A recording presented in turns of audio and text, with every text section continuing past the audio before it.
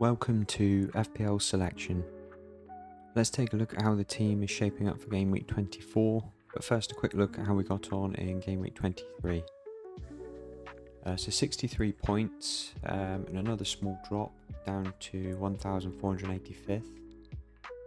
Obviously nothing to worry about, it's only 100 or so places. It's very hard to sort of make any gains when you're up at this point. The basic difference really was that I took Raya out for Alisson. Now I thought that Saliba was going to be missing for Arsenal, so it seemed to make sense to bring Alisson in a week early, especially with the Ipswich fixture and then having the double. But obviously that backfired and would have been better to have done nothing, but yeah, nothing to worry about at this moment. So yeah, still very happy to be inside the top 1500 at the moment. The stars of the week, Salah, obviously with the 16 points as captain. Obviously expecting something against Ipswich, so just the one goal, but yeah, we'll take that. And Abumo got 7. Actually, quite funny there because he probably should have had 9 points. He lost out on 2 bonus points because they deemed one of his chances near the end as a big chance missed. But when you actually see the replays, he didn't actually kick the ball against the post. It was Tyrick Mitchell who hit it onto the post. And then the Opta stats got updated the next day. They initially put it down as a big chance missed and then they took it away. But because the FPL points tallies were finished on the Sunday, Bumo didn't get the bonus points. Whereas if he'd have played on the Saturday, they would have updated it on the Sunday and he would have got the 2 points.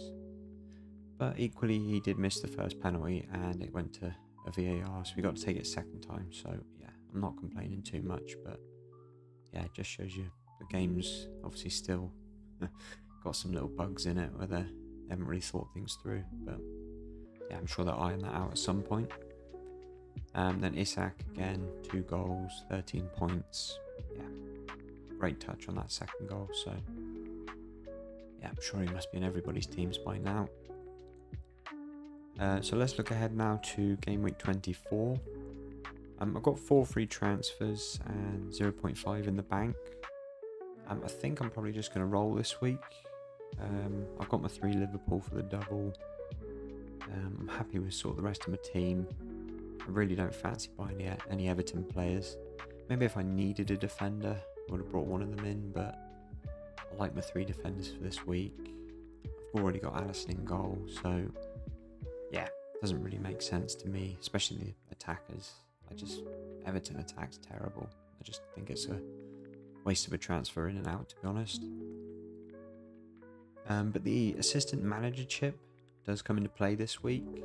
Now, there was some talk that possibly Tottenham might get a double in Game Week 25, which would make the assistant manager chip really a good idea to play it this week, because you'd have the double for Liverpool and Everton, and then you'd have a double for Tottenham and Fulham. I haven't seen anything announced at the time of recording on Thursday evening, but it's quite possible that could still come out. It's just to do with the fixture congestion at the end of the season if Spurs get through against Liverpool in the League Cup semi-final, which again, I suppose that's a little not so likely either, but yeah, there is a small chance there. So yeah, we'll keep my ears open for that, and I could potentially pivot and play the chip this week, but yeah, at this moment in time I don't think I'm going to. But I thought I would quickly run through it just as it is available this week. So it is a chip that once you activate it, it will be activated for 3 weeks, and essentially you pick it says you pick a manager, but it's basically the team that you're picking, and for that game week you will get points based on how that team does in their match. So for example, if you were to pick Liverpool and pick Arne Slot this week, you would get points based on their result in the 2 games against Bournemouth and Everton. Now you get points for wins, draws, goals scored, clean sheets. But the other way to play this is if you can choose a team that is 5 places below their opponent, You actually get bonus points for that, for the wins and the draws. You can also change the manager each game week over those 3 game weeks. But if you do want to make a change, it will cost you a transfer. And the managers do also take part of the budget. So you will need somewhere between 0.5 and 1.5 million to bring in the manager initially. The prices won't change, they are fixed. And they're sort of based on, the best teams are 1.5 and the lesser teams 0.5. So I have put slot Moyes up here, and as you can see, there's some potential there for Liverpool to get a few wins and a few goals on the board. Everton I don't think is as appealing this week because they won't get the bonus points against Leicester, and you just don't see Everton scoring that many goals anyway. And then obviously the Liverpool game, they would get the bonus for a win or a draw there, but at this moment in time I'd probably make Liverpool heavy favourites for that one. But again, of course, you can move the managers on, so you could go with one of the doublers this week. That's why I've got those 2 up there, really, is the double game week makes sense to me anyway. So you can get sort of 4 games over a 3-week period, is to play it around a double. But yeah, I'm sure there'll be a lot more on this after we've seen how it goes this week for the people that are brave enough to go now with it. But at this moment in time, I'm going to go triple captain on Salah. So yeah, I just thought I'd run through that quickly. Now moving on to the team. So we've got the double Liverpool defence now with Alisson in goal and Trent Alexander-Arnold. 2 tricky games, both being away from home, and Everton and Bournemouth both in form at the moment. But you'd say the Merseyside derby is usually sort of very tight. There's a lot of clean sheets for both Everton and Liverpool in recent times. So you'd say Liverpool have a good chance of a clean sheet there against Everton. And the Bournemouth game, I'm not so confident about. I think Bournemouth have shown recently that attack is just, it's the pressure they put on people. They press and they press. And then they don't really have fixed positions. They all seem to move, around each other with Clive, Utara and Semenyo. So I think they're just very difficult to pin down and mark, and I think they're going to cause Liverpool some problems for sure. So I'm not confident of a clean sheet there. But of course, as Trent has shown in the last couple of weeks, he's a big part of the Liverpool attack as well. So I do see him as a second Liverpool attacker as well as second defender. So I'm sure he's going to get plenty of opportunities to get some attacking returns as well in both games. And Gabriel is at home to City. City is starting to look like a great attacking force again. Foden's been back in form. Haaland's found a few goals recently. And the debut from Marmoush last weekend, he looks like a real player. Very sharp, made some great runs in behind. A goal disallowed for offside. He might complement Haaland and Foden quite nicely if they're going to continue with the front 3. So it'll be interesting to see how that develops. So I'm not seeing a good chance of a clean sheet for Arsenal here, but I think City's defence is still a big mess at the moment. So you can see Arsenal's set pieces, you can see them causing a lot of problems for City, and of course Gabriel's the main man on those. So I'm sure he's going to get a couple of opportunities during the game, and you'd back him to potentially get something there. Lewis Hall is at home to Fulham. Newcastle had 3 clean sheets in a row at home before the last game against Bournemouth, which I think was just a one-off bad day for them, to be honest, and Bournemouth just played a perfect pressing game there. You back Newcastle to have another clean sheet here against Fulham, with their good home record. And Fulham certainly didn't look very threatening against United last week. Although they did score 2 goals in each of the last 5 matches before that.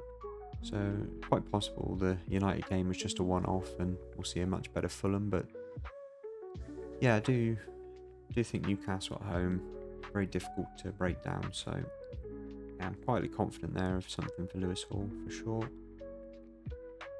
So let's move on to the midfield now. So as mentioned earlier, the double there for Liverpool and Salah, Bournemouth and Everton away. Again, maybe not the best fixtures for attackers, especially the Everton game. They're very much a low block team, and you can see them limiting Liverpool to a low number of chances.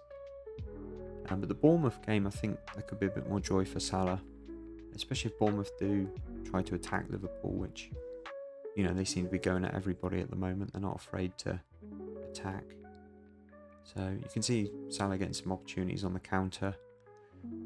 I'm also curious to see how Kerkez does up against Salah. I think Kerkez has looked really good this season. Certainly going forwards, he's a really big threat. But yeah, it'd be good to see him close up and see how he is defensively. Just see how he can deal with Salah there. Because I haven't seen enough of Bournemouth this season, but I don't see him as a good defender. So yeah, I'll be really interested to watch that game and see how he gets on.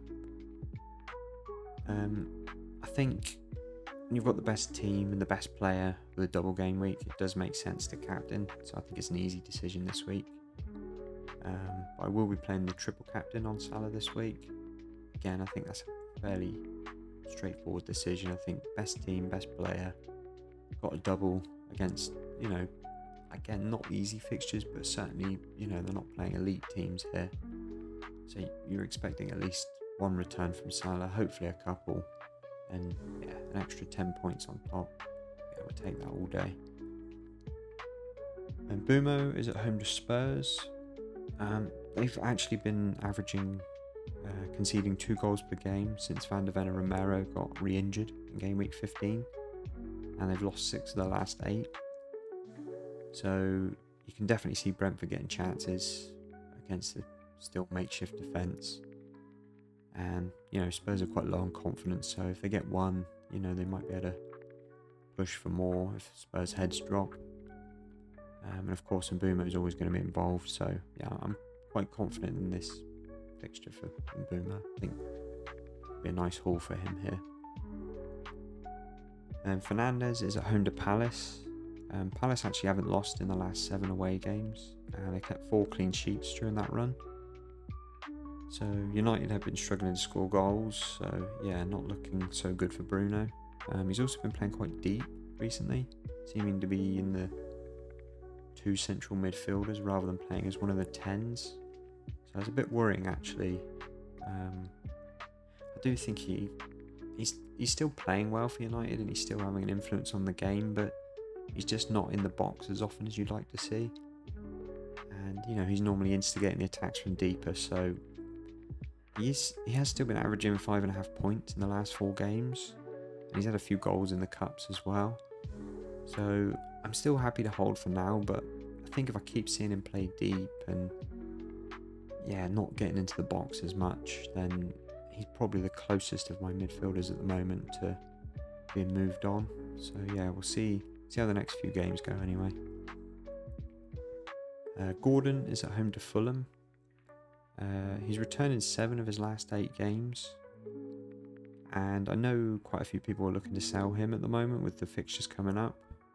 I actually think it suits him quite well to play against the likes of City and Liverpool.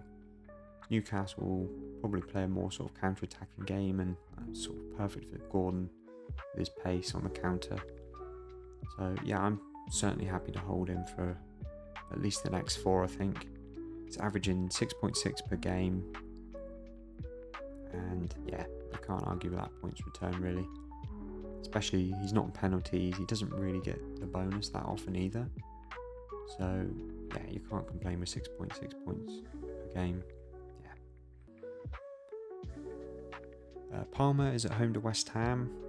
West Ham have had quite a few injuries in defence. They actually had Kufau and Cresswell playing as 2 of the 3 centre-backs last week. So if they're going to put something out like that against Chelsea, I do think that the movement and pace in behind that Chelsea have, and with Palmer's creativity, yeah, there's going to be some opportunities here for him. he's had a couple of blanks recently, but yeah, he's just a top player, and yeah, he only needs 1 return and he'll get all 3 bonus. So yeah, I can see that he's still a popular sell at the moment, but for me, he's not going anywhere for many weeks yet. So moving on to the forwards, Isak's at home to Fulham. Not much to say on Isak really. He's only failed to score in 3 of the last 15 games. Best striker in the league. You expect him to score in every home match. Yeah, it is what it is. Fulham at home, decent fixture. Yeah, expecting some goals there for Isak.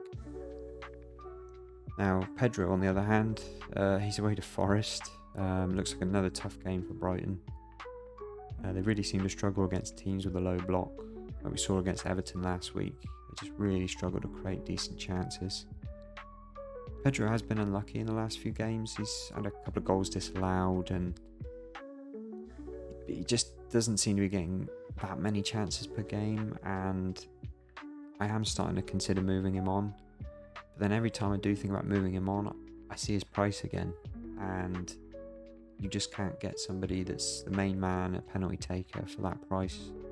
I mean, Raul Jimenez is probably the closest, but yeah, I just think with him it's always a minute's risk. You're probably only getting 60-70 minutes, and yeah, a couple of bad games and he's going to be benched for Mooney's.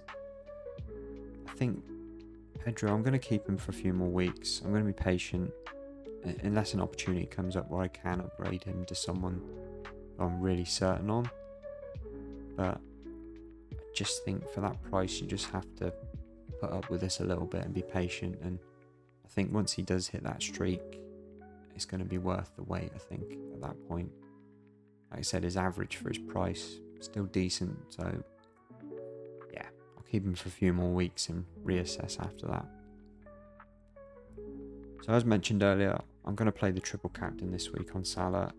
Unless there's a last minute mention of the Tottenham Fulham double going into game week 25, I may consider probably be Alisson out, maybe to Pickford, and then one other transfer just to get the assistant manager, or I could go for Moyes and not make the transfers. That would be the other option. That would allow me to then go for Postecoglou or Marco Silva for the game week 25 double. I just think having the extra opportunities there with the extra games, it would be worth taking the gamble. But again, that scenario would be based on, I'd have to assume that Spurs would beat Liverpool in the second leg of the Carabao Cup, and yeah, can't say I'd be too confident on that right now. Give that a bit of thought if that announcement did come out. And Trent will be vice captain. He's got the double this week, so I think it makes sense, just in case for some reason Salah didn't turn up. Yeah, I'd probably go for Alexander-Arnold there. That's it for this one. Thanks for watching, and catch you on the next one.